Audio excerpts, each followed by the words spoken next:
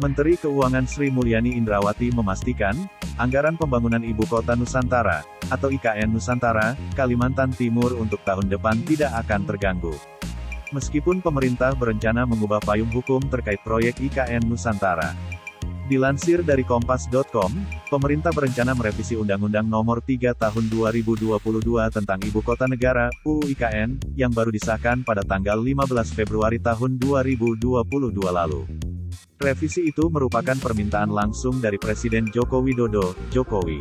Ia menyebutkan, seperti pada anggaran yang telah ditetapkan untuk Kementerian PUPR, maka anggaran itu mencakup pula untuk pembangunan infrastruktur dasar di IKN. Di antaranya, pembangunan jalan tol, jalan nasional, hingga penyediaan air bersih. Selain itu, anggaran pembangunan IKN Nusantara juga terdapat di Kementerian Perhubungan yang nantinya akan membangun pelabuhan dan bandara. Sebelumnya, setelah 10 bulan sejak disahkan, pemerintah mengusulkan UU IKN akan direvisi. DPR pun memasukkan revisi UU IKN ke dalam program legislasi nasional, Prolegnas. Prioritas 2023. Menteri Hukum dan HAM, Menkumham, Yasona Laoli mengatakan, Presiden Jokowi meminta belait itu direvisi demi mempercepat pembangunan dan proses transisi ke ibu kota negara baru. Menurut Yasona, lewat revisi tersebut pemerintah ingin menguatkan otorita IKN.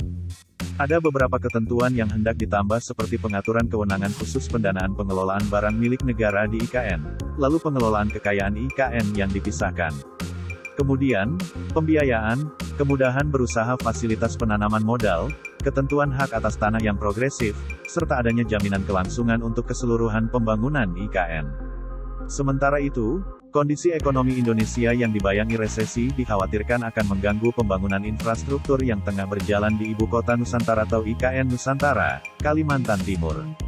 Dilansir dari Kompas.com, Direktur Pengelolaan Dukungan Pemerintah dan Pembiayaan Infrastruktur Kemenkeu Brahmantio Isdioso mengungkapkan, dengan adanya partisipasi swasta pada pembangunan IKN Nusantara, diharapkan tidak mengganggu jalannya pembangunan proyek IKN saat ini. Brahmantio mengungkapkan, pembiayaan kreatif dengan partisipasi swasta bisa mendorong keberlanjutan pembangunan infrastruktur IKN Nusantara.